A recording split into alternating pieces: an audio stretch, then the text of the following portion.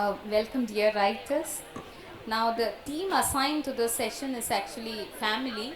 And as we all know, family and literature always goes together, either as a connecting force, other as a disruptive force. Family has always featured in fiction. And some of these writers have actually included family as their central theme. Either, like Meghna ma'am was saying, that there is an absence of a family, absence of a mother figure, absence of something which is a connecting link, and so on. So all of them has invariably talked about family as a theme. And we know that we are living in a situation where we have families being questioned. We are talking about walking away from the institution of families, talking about nuclear families, talking about disruptive families, talking about families which are half there, half here. So when we have a very fluid concept of family, I really want to know what is your take on Indian English fiction, and how do you actually see family as an integral part in Indian fiction? Some of you has actually written novels based on family. So can we, this is a question that any of you can answer.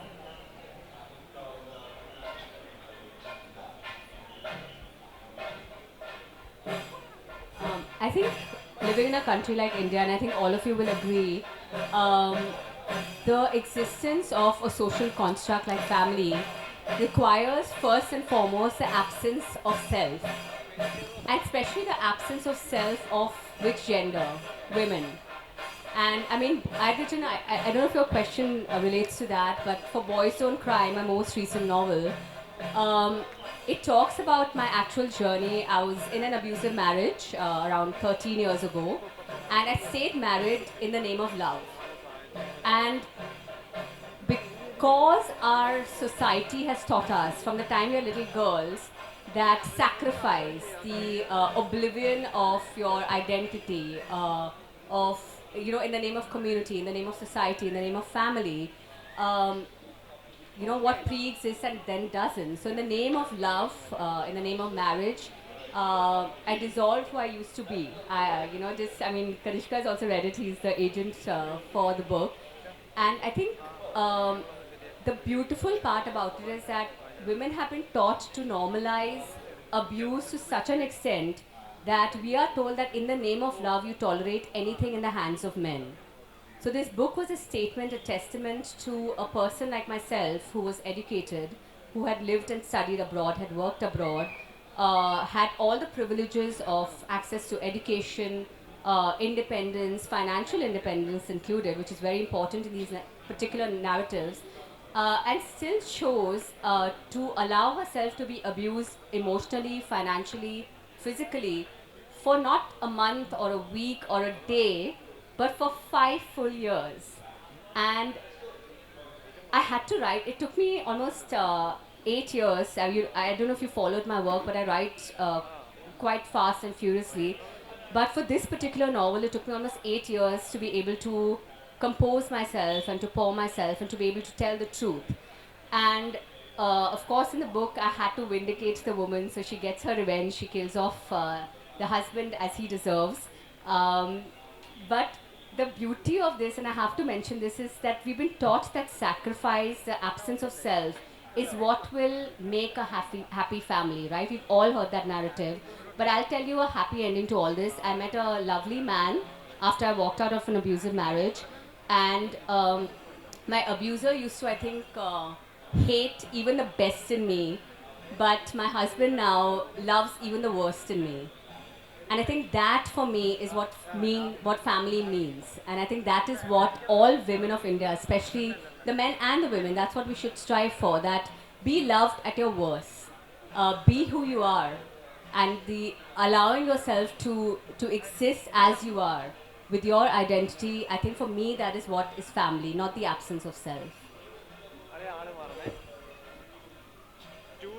So the title of this panel is Family as Fertile Ground for Fiction. And I couldn't be happier because much of my work deals with family. And I'll tell you why I think family is so important, not just in fiction, of course in everyday life too. In that the family, I believe, opinions can differ, is a unit cell of society. just like a single cell makes up a human tissue, which makes up an organ system, which makes up the body, I think in society, the family is a small unit. And if you look deeply into it, you'll find that almost everything that happens in the wider world happens to you in the family. Everything you come across in the wider world, every learning, every challenge you face in the wider world, you encounter in early years in your family. You learn to love, you learn to unlove, you learn to be loyal, you learn to betray, you learn competition between siblings, you learn the unfairness of partiality. Siblings, one sibling favored over the other. You learn to manipulate, you learn to sacrifice. You learn so much in the family that you encounter later in the world. So for me, it just absolutely fascinates me. Could be that because I grew up in a loose joint family and saw everything happening around me, good and bad. And I felt this is one domain of the human condition that I would love to explore, and I go back to it again and again in my fiction. So for me, family is truly, really very fertile ground for fiction. While Jahnavi says that, she's, so sort of thrilled to be on the panel, both of them actually, and how family for them is fertile soil for fiction. I was sitting and thinking, I'm actually in some ways just the opposite, because in most of my books, and I write short stories and I write novels, there is the absence of family, quite tangibly absent, actually. In the novel that has just been published, it's called Everything the Light Touches. I'm so sorry, I don't have a copy of it for you. It's very thick, and I couldn't bring myself to lug one all the way. But, if you do see it at some point, you will see that it's quite a tome of a book. And in this particular novel, there are a quartet of narratives that sort of interweave across the centuries and across geographies. And the tussle at the heart of the book is between fixity and fluidity, right? The idea that, there's a way of seeing the world that fixes things, that categorizes everything that you see around you, and there's a way of seeing the world that frees, that looks for unity, that looks for holicism, that looks for a kind of freedom, a kind of unbinding. And most of the characters in Everything the Light Touches, there are two historical figures, so they actually existed. One is Goethe, the German playwright, and Linnaeus, the Swedish botanist. And there's a fictional figure from 1911, an Edwardian woman botanist. And there's a contemporary young woman who travels between Delhi and the Northeast, which is where I'm from. And all of these characters are in the process of tussling between this fixity and this fluidity. And for them, for each of them, for most of them, family becomes the fixity that they seek to escape. That in some way, they don't feel that they fit in. They don't feel understood. In fact, they feel really bound to play certain roles within that family unit that they are not able to. And so they feel as though they are constantly disappointing parents, that they are constantly disappointing, siblings, that nobody really understands them. And that kind of fixity, the unit of the family, is not for them. And so they travel, they journey, they make for new lands. Goethe travels through Italy, Linnaeus travels through Lapland, Evie the botanist travels from London to India. Shai, who's the contemporary character, travels through the Northeast. And in some ways they find their own new chosen families who could be friends, who could be fellow artists, fellow writers, people who they feel they can be themselves with. I think Janice ma'am in one of her interviews already said that she wanted to be a botany student along with being a literature student, right? And that actually brings us to a very interesting observation about Janvi Barua ma'am. She's actually a writer by profession, a doctor by education, and she's a gardener by passion, right? And she is actually from a very interesting part of India, that is the northeast. You are from Assam, right, ma'am? And educated in Assam and also in Manchester. She has actually written things about, we all know that Northeast is a very mysterious thing for all of us. Though it is part of India, half of us consider it to be not it is not connected to us. And though they have defended a lot about the insurgency in Assam and so on, this has been a debatable topic in even now in movies we find what is happening there. So all the socio-economic conflicts there, the ecological disasters there, and also a variety of things that are actually related to the apathy of the rulers towards the Northeast are reflected in her novels. So in her works actually. So can you say something about how the landscape or the land of your birth has influenced your writing?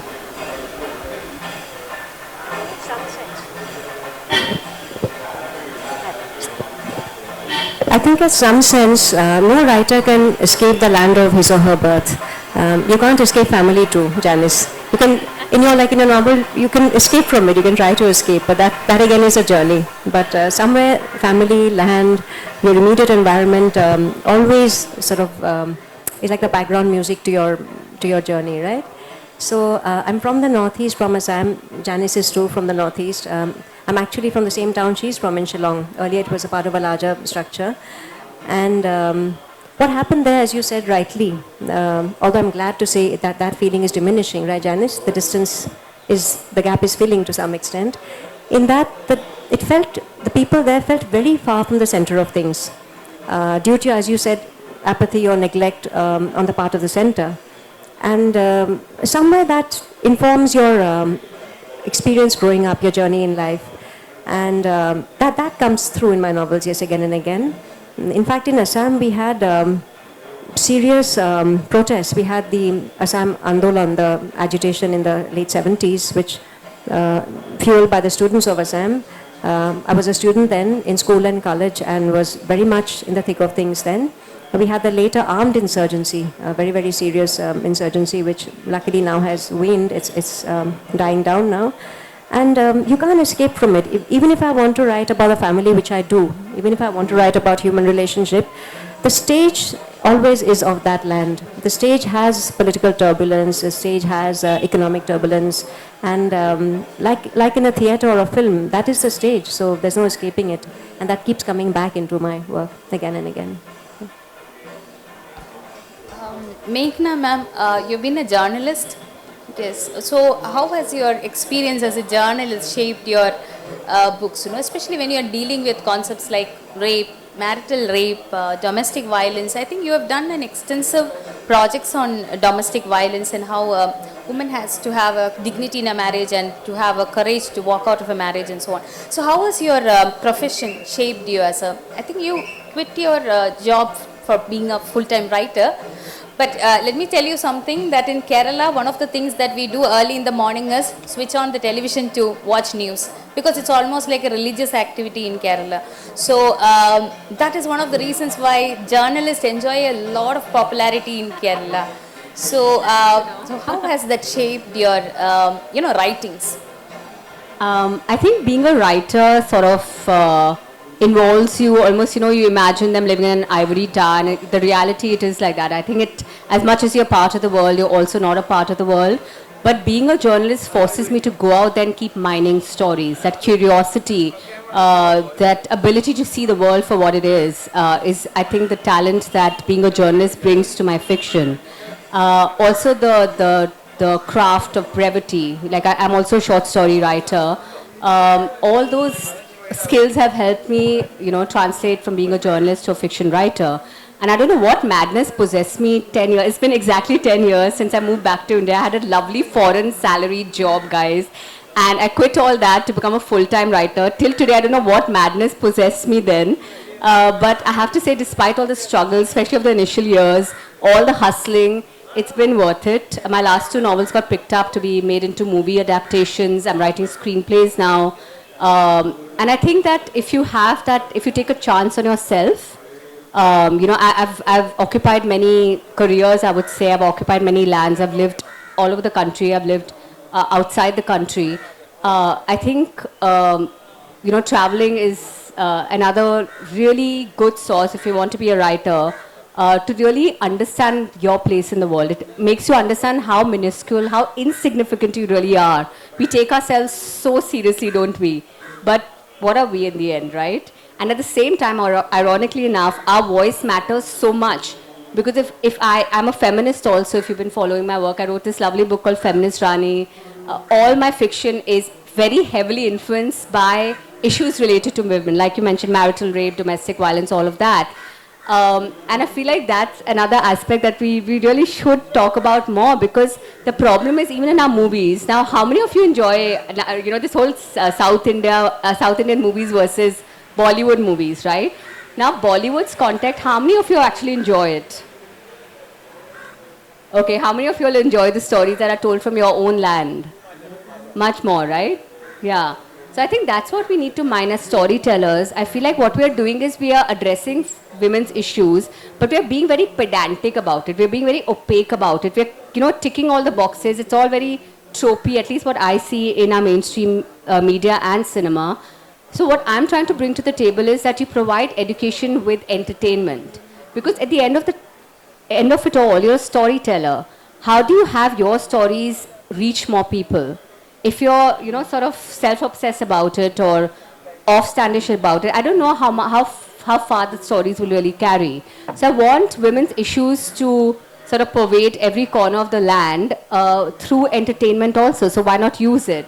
So it's been a long journey from coming from being a literary fiction writer to sort of streamlining my work so it's more palatable, I have to say, to a larger audience. So that's also something I've tapped into by being a journalist, because I'm constantly, my ears are to the ground as to what's happening. How is the voice of India constantly changing? And how do we as storytellers convey that voice in a convincing manner, but also in a manner that reaches and resonates with millions of, beating hearts and minds?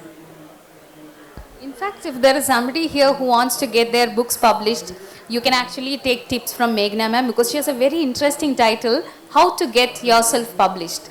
I think it was How to published Get Published in India. Yeah. And the bookstore actually, by the way, is miraculously enough placed it right at the front of where the teller is sitting. So I think that's a lot of you aspiring writers? No? Okay. Every audience I go to, normally everybody has a book inside them and they want to write and publish, and they think that's a way to fame. I don't want to burst that bubble, but How to Get Published does kind of give you a reality check on how publishing actually works. So if you're looking at being published, pick it up. Yeah. No, I know some of them personally. They all have a story within them. They are waiting for an opportunity to get it published. Yes. Ma'am, you are the first person from the Northeast, to get the Sahitya Academy. That's not true. I was awarded the Sahitya Academy, Sahitya Academy. the Yuva Puraskar for a book in English coming out of Meghalaya. So when you were actually writing that, were you conscious of the fact that you are actually placing your homeland on the literary map? Was there a conscious decision? I mean, no, because I was only telling stories like we all do. We want to tell stories and we carry these stories with us, and at some point they translate onto the page and, they find their way with a hope and a prayer to a publisher who wishes to publish them. I know the narrative is that, there are many books now coming out of the Northeast, and suddenly there are so many writers from the Northeast, and it just infuriates me because We have many storytellers in the Northeast. We have a vast and incredibly rich tradition of oral storytelling that nobody really knows or talks about. But that isn't acknowledged as much as literature that's produced in a very recognizable textual form. So this literary map of India,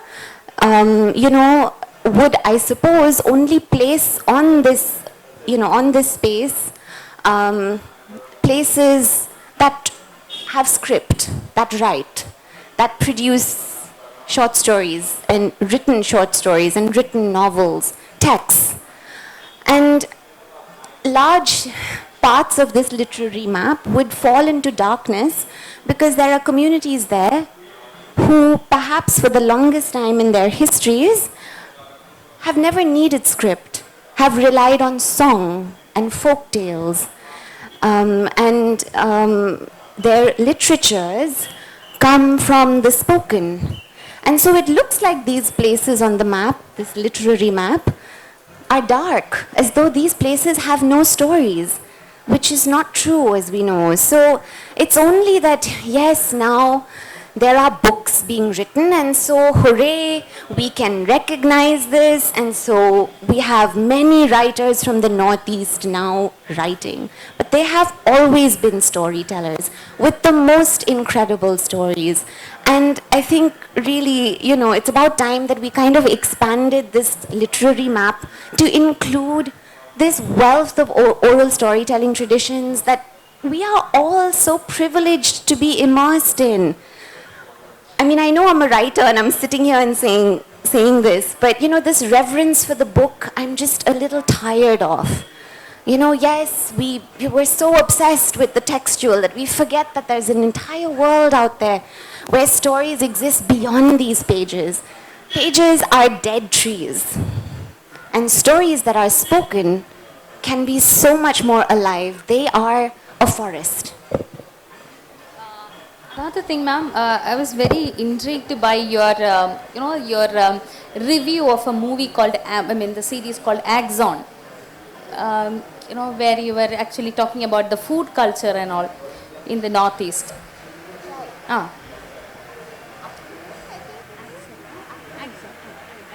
The pronunciation of that. So, it is there in the Netflix. During the pandemic, I think it was released, and there you have made a very interesting observation about food as a narrative. That this is actually a northeastern food item which is very pungent in the beginning to consume.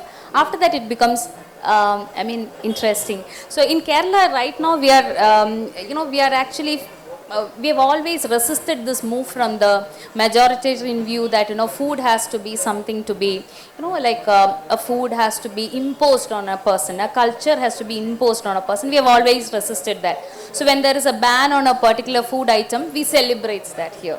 So so I found that very, very interesting. Can you speak something more on that? I think it was more like an Instagram post about the movie Akhuni. I think you might have heard of it as well, Jan. Did you watch it as well? I did, and I think more than just food. I think it's talking in general about discrimination against that is it. But certain parts. This part I found it very interesting. But then see, things like food, music, writing, dress is one way where you can impose sanctions or you can shame somebody or you can make a point, right? So, and these things are visible. You can't shame somebody about perhaps the way they speak or the way they look or the way they sit. But yeah, the food you eat, it smells, or the way you dress is not looking nice, or your literature is offensive. So these are just ways, I think little ways where you find some way to just bully somebody or shame somebody. I think that's what the general idea was behind the movie. Right? Yeah, that's exactly it. That food forms a motif. Yes, exactly. To explore all kinds of discrimination that certain communities from the Northeast face in a place like Delhi. And I think it's perhaps one of the first few movies to have Yes, true, address true. the issue. Northeastern, true. Yes, and to be sort of in a space like Netflix and all of that, right? And it's interesting that they choose a food item because food is meant to be nourishing. It's Yes. actually what brings us together. It's very emotional, right? Yes, Food is very yes. emotional, yes. We gather around food, we eat together. Food is family, you know. And so I think it was interesting that even the name of the movie was taken from this food item, which is actually very pungent. Yes, and actually it doesn't grow less pungent. It just, you know, if you are, if it becomes more palatable to you, you are, you know, After a while, it able to, becomes yes. yes. So that's exactly what Northeast is also like, right? Yes. Now, earlier, you know, when as English literature students and also people who are into it, we've always noticed that family has been an integral theme of some stories. Like, for instance, we have stories like War and Peace, where there is a family. Also, we have in 100 Years of Solitude, we have it is actually the narrative or the saga of a family. Now, do you think that there is any future for such kind of stories in Indian English fiction? That is a family is, one of the things about family being a theme is that every Indian family always pries into another family. They want to know what is happening in the other house. See, if we have a power cut here, we will immediately go and pry to the other house whether, you know, they are also having the power cut, you know, just to make sure that we and the other family are the same. So there is so much of intriguing that is actually, you know, by human nature is there. So, you know, that is one of the reasons why family stories used to sell. But do you think that there's a future for such kind of stories on a larger scale, like these kind of stories? I hope there's always a future because I write so much about family. And I think there always will be, right? And family is such a wide canvas. It could be just a relationship between two siblings. It could be husband and wife, like Meghna's addressed. It could be mother and daughter. It could be, in my last book, it was an estranged daughter of the house who married outside her religion and was sent away into exile, banished from Assam. And then the young daughter, who's 25 now, decides she wants to find her roots, goes all the way back to Assam, ostensibly to study elephants, but actually to look for her grandfather who's still alive. So I don't think family, as long as we are human and we have families, I think we will continue to write. And I think it will resonate with the audience who also have families. So it's going to be there. Yeah, I think as long as love is alive, because I mean, what comes to mind when you think of family? What's the one word if you had to define family by? It's love, right? Love. I mean, hopefully it's love.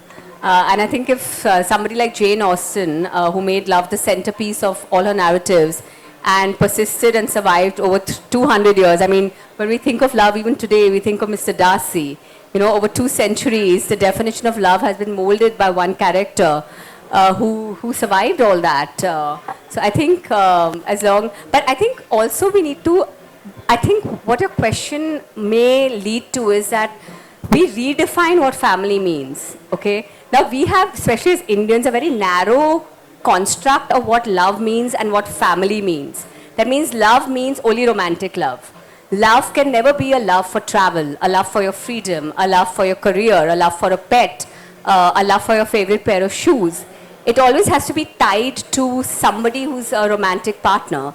And I think those shackles in which we are so narrowly defining an emotion that should transcend everything. Love by its very definition cannot be held down to such narrow constructs. So why are we defining ourselves with only romantic love? Every woman is told that you have to get married and that should be the end goal of your life. Why are parents not saving for a daughter's education, for her career, for her investments, instead of saving for her dowry? Why are we defining everything? Why are you putting everything in boxes all the time? So when you go out there and you're seeking the definition of love and family, define it according to what works for you, what resonates with you. If love for your career is where you feel you truly belong, go and pour yourself into that. Don't only say that because I was not able to find a partner, as society had told me to, that I am somehow lesser than other people. And the path to love should not be so conventional. Now, I'm saying this despite the fact that my path to love was unconventional in a bit, but also has become very conventional. I'm now the mother of 2 little girls. I have a very, traditional conservative family setup. Despite that, my path to love, my path to family was very unconventional, especially for Indian standards. So seek your own path to love, seek your own path to family, and don't let anybody else define what it means for you. You define it. You know yourself, you understand yourself, and then you pour yourself into what deserves you. And trust me, the love that you get in this life is going to be the love that you think you deserve, not what other people think you deserve. So always ask for what you deserve, and that's what you will get in this life. And I think that's how we should define family and love in the 21st century. And I'm glad to say parents are saving for their daughters' educations nowadays. That's also happening. No, they are. I know lots of, I have a college-going son, so lots of my contemporaries are equally fierce about the daughters being educated and saving for their funds as much as for the son. So that's being redefined. That's family again. Yeah. And I think what's really interesting, perhaps as writers, when we're crafting characters on a page, and this is something that I talk about with my students as well. I teach. Actually, I don't want to use that word. We hold creative writing classes. At a place just outside Delhi. But what we talk about is even if there's just a single character on the page and we're telling her story, we ask, what was her relationship like with her mother? What was her relationship like with her father, with her siblings, and her relationship even to an extended family? But you always begin there. You always begin by asking, was there an absent father? Because even an absence shapes us, right? And so we are working with family as a unit in fiction as a constellation. No character exists in some kind of vacuum on a page. They come from some kind of background. And those dynamics between the mother and the child, the father and the child, the mother and her mother, the father and their father, do you see how far it extends? It's almost sort of intergenerational. You have to kind of understand intergenerationally how this character has come to be on the page as they are. So just to sort of, also perhaps explore how as writers you might imagine characters in a story. They don't just come to life just like that. It is constantly in dialogue with somebody who is there or somebody who is not there. And that's what makes, I think, writing characters so interesting, and why family will always be that kind of unit that you begin with in a story, because you don't have a character that exists in a vacuum ever. I'm going to step in quickly here, because when Janice is speaking, I feel she's exactly describing my last novel. It's a story of 2 mothers and daughters. There is the original mother, very strong lady Usha, who's dead in the book but is a very, very visible absence, who bullied her daughter throughout, since she was in school, since she was in college, was very partial to the son. And for some reason, she just felt that the daughter was her antagonist, and she's not for her. The poor father tried to pamper her behind the scenes, but that never works really. It has to be a more healthy kind of support, right? And this daughter, because her mother was so bullying, becomes this very quiet, seemingly timid, complacent person, but actually with a mind of her own, mind of steel, but passive-aggressive, not really expressing it. So when she is banished to the deep south of India from the wilds of Assam, her daughter Loya grows up and finds that this mother is very indifferent. You would think that if your mother was indifferent to you, you'd shower your child with the maximum love, right? But this intergenerational thing, it works in different ways. So she becomes a fairly indifferent, cold, distant mother. And this child has to learn to love on her own, to look after her own food, her clothing, and then goes all the way back to Assam to seek the cause of all this trauma. So, in fact, from my medical experience, we did a bit of psychiatry while I was training. The central, I think, formative thing for a person relationship is mother-daughter. No matter how loving our father is, no matter how, whether he's absent or present, absence and presence makes a difference. But and no matter how we grow up and say we're adults now and we're going to deal with life as we see fit, and we're always told by our counselors and therapists, take responsibility, be accountable for yourself. But that one critical relationship actually teaches you, makes or unmakes you, I feel. And really later in life, there's no getting past it. So this is how important family is. When I spoke in the beginning, in the family, the mother-daughter probably is the tiniest nucleus, and then the family is a cell, and then the neighborhood prying into each other is one tissue, and the neighborhoods make a town, which is an organ, and the entire organs of this country makes a country. You know, it's as actually linked as that is. Ma'am, what you said is right. In fact, in last year, in the previous couple of years, in Malayalam we had two movies called. There's this movie called Kumbalangi Nights, where so nice to know that you have watched it. Yeah. Yes, where the absence of the mother figure is actually one of those. It's actually an underlying theme of the film. Though you have many other things happening, and also there is this very bleak and dark adaptation of Macbeth called Joji.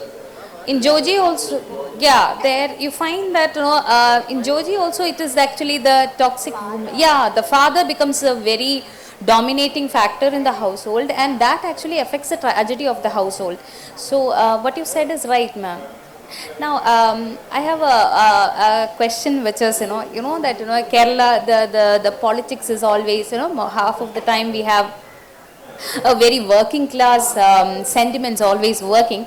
So there is this very interesting observation that the capitalist consumerist angle always loves a family, because if a family gets disrupted, they will not buy luxury good items, which is actually based on a study they conducted. So if a family stays together, they will buy a luxury television, all those things which are called amenities, which can be avoided if they are actually leading a single life. So the capitalist consumerist society always encourages you to have a family. What is your take on that?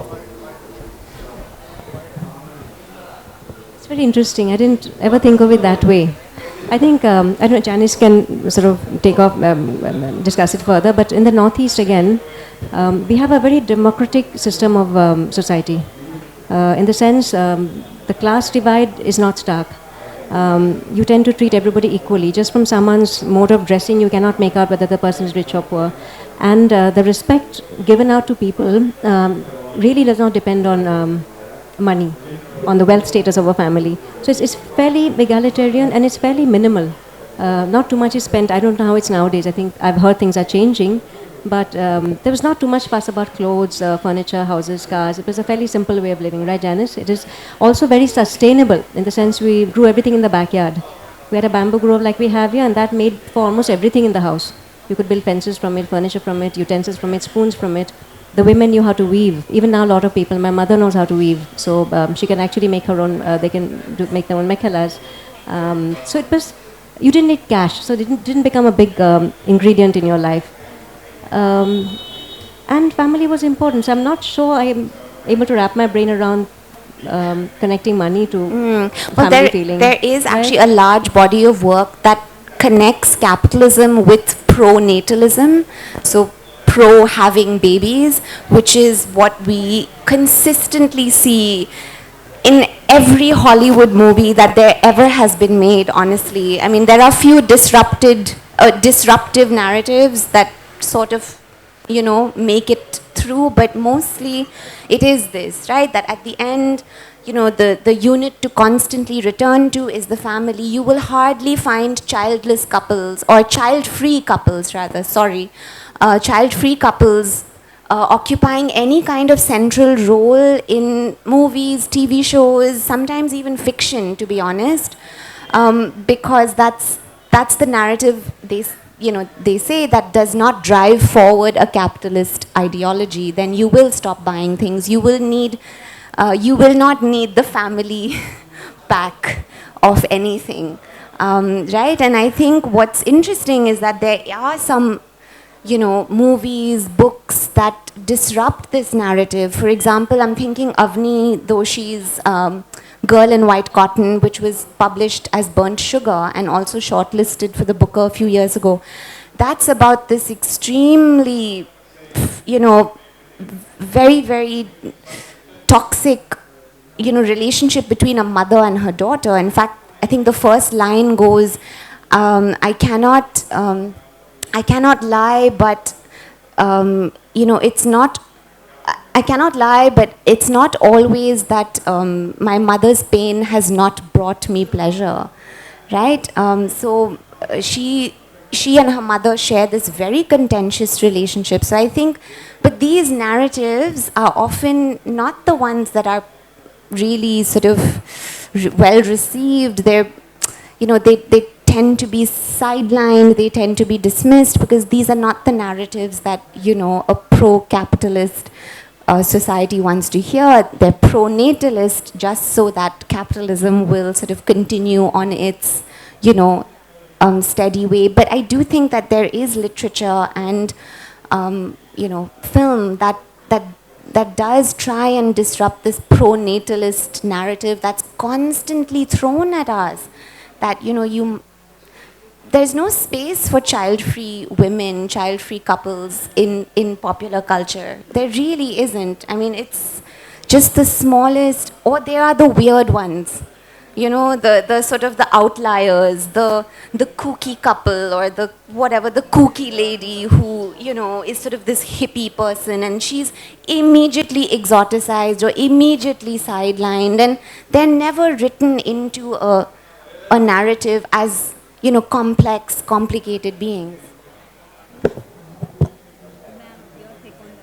I read this really funny tweet recently that children are becoming a luxury item. And a lot of couples are choosing not to have children. And I find, at least in a city like Mumbai, where I live, I think that narrative of judging child-free or couples or people has slowly shifted for the better. Possibly in the very in the small metropolis, upper middle class urban possibly spaces. Very, but very I tiny. always salute that because I see around me families that have surrogate babies or have adopted or have chosen not to have children, and in fact I have so much respect for them because what I've also seen on the other side is bad parents or bad parenting where a nanny is raising the child.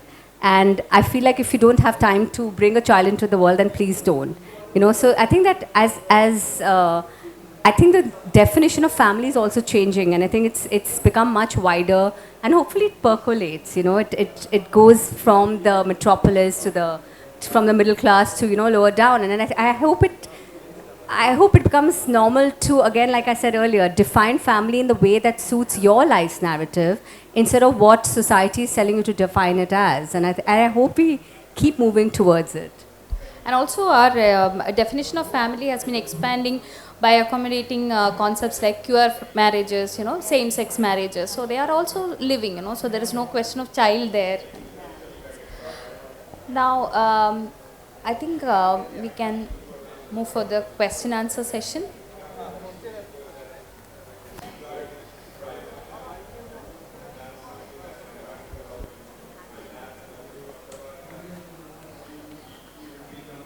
The audience, if you have any questions, you can ask our writers.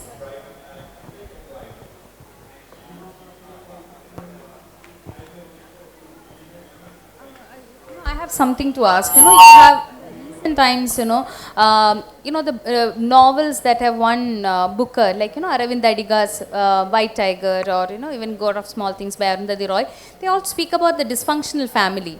And when these kind of novels are being awarded, people immediately say that in India, we are actually celebrating the dysfunctional family. Do you actually buy that?